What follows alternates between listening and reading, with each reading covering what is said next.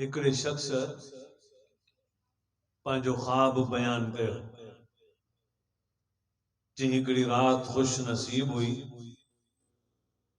जो मूं ख्वाब में रसूलुल्लाह सल्लल्लाहु अलैहि वसल्लम जिन जी ज़ियारत कई।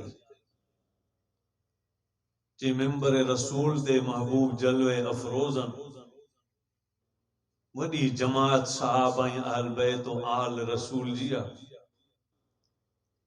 जी जीअं आऊं दाखिल थियुसि पासा वठी मिंबर जे भरिसां अची बीठुसि। मूं ॾिठो त अल्लाह जा महबूब साम्हूं वारनि सां पिया ॻाल्हाइनि। मुंहिंजी दिलि चयो त अॻियां वञी वेहां ताकि चेहरो मुबारक चिट्टो नज़र अचे। जी जीअं आऊं अॻियां वञी वेठुसि त महबूबन करीमन ओॾी महिल ई पंहिंजो चेहरो मुबारक सॼे पासे करे वरी उन्हनि सां ॻाल्हाइण शुरू करे छॾियो। जी देर काफ़ी गुज़री वई आऊं उथी वरी अॻियां अची इन सॼे पासे वेठुसि त साईं जन फौरन पंहिंजो चेहरो मुबारक खॿे पासे करे वरी उन्हनि सां ॻाल्हाइण शुरू करे छॾियो। कुछ देर गुज़री मुंहिंजी दिलि चयो त अॻियां वञी विहां साईं जन जो चेहरो ॾिसां।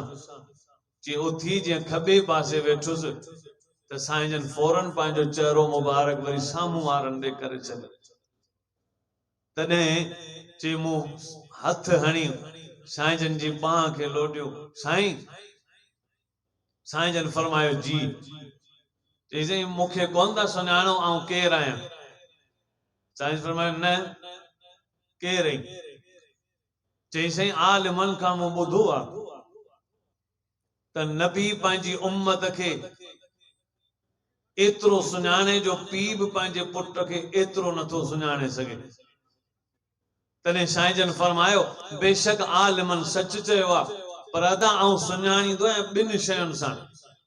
हिकिड़ो सुन्नत रसूल सां ऐं ॿियो दुरूद शरीफ़ सां। तो में न को आहे सुन्नत न को आहे दुरूद पढ़णु सुञाणा त किथां सुञाणा। जी इन दड़के खां पोइ मुंहिंजी निंड फिटी वई।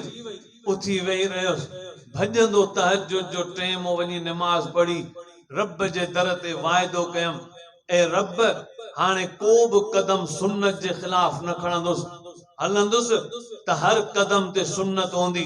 मुंहिंजे ॾुखनि में मुंहिंजे सुखनि में मुंहिंजे ग़मनि में मुंहिंजे ख़ुशियुनि में मुंहिंजे फौतगनि में मुंहिंजे शादियुनि में नबी जी सुन्नत हूंदी। ऐं लिबास में वज़ कत ऐं कट में नबी साईं जन जी सुन्नत हूंदी। जेको टेम मिलंदो त मुंहिंजी ज़ुबान ते नबी जो दुरूद हूंदो।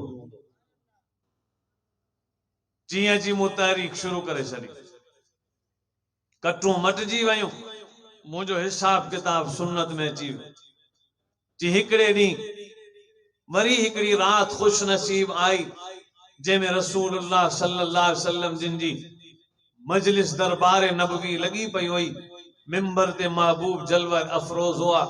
चीजी आऊं जीअं जुतन वारी जाइ तां ॾिसां पियो ख्वाब में दाखिल थियुसि त साईं जन परे खां करके ओ फलाना एॾां चेॾां चऊं भॼंदो डुकंदो डोड़ंदो साईं जन जी ख़ुशीअ में भॼी साईं जन जे वेझो आयुसि।